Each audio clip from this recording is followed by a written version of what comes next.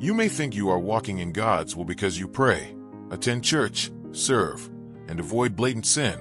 But the shocking truth is that most believers still miss their divine assignment not out of rebellion, but through a slow drift into spiritual complacency, where your life becomes filled with good works that God never actually told you to do.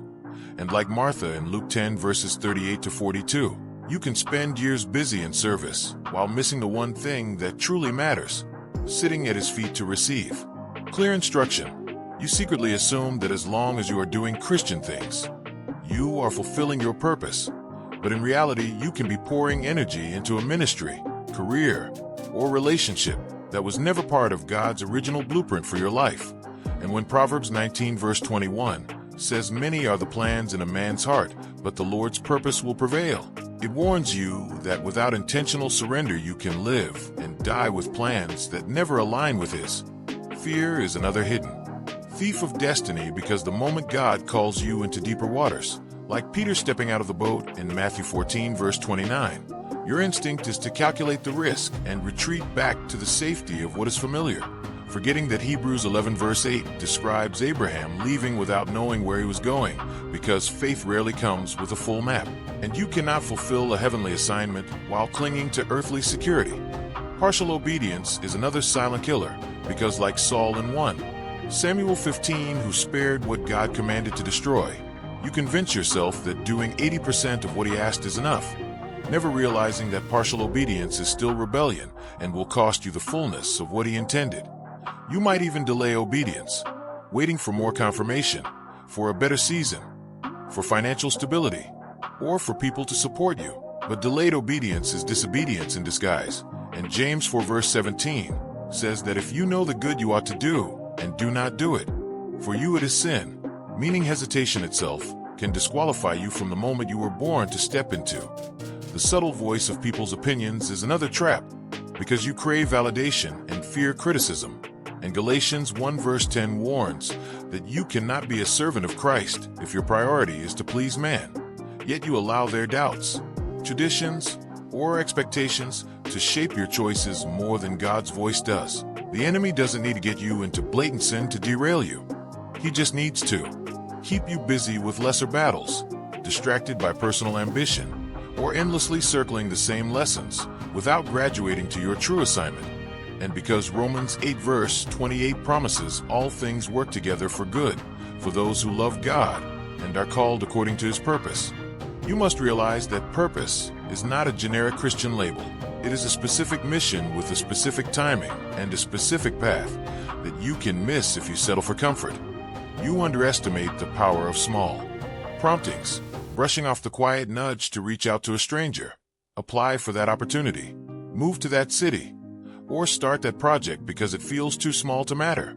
Yet over and over Scripture shows that greatness is unlocked by seemingly insignificant obedience, like the boy in John 6 verse 9 whose 5 loaves and 2 fish fed thousands, proving that your yes in a small moment can be the seed of a miracle. But the most dangerous reason believers miss their assignment is a heart that has grown spiritually dull from constant noise, social media, endless entertainment, the grind of daily life, until you can no longer hear the whisper of the Spirit, and you become like the servant in Matthew 25, who buried his talent not out of malice, but out of misplaced caution, protecting what he had instead of multiplying it.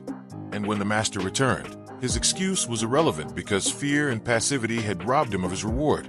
You might be telling yourself that if God really wanted you to do something, He would make it obvious, send a prophet, or give a dramatic sign.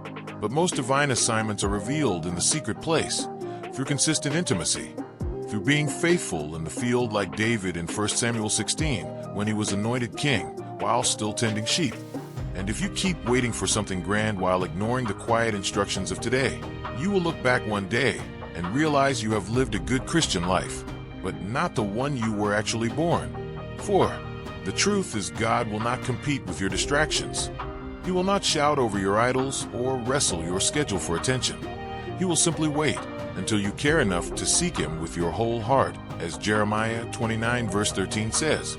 And the tragedy is that many will never slow down long enough to hear the next step.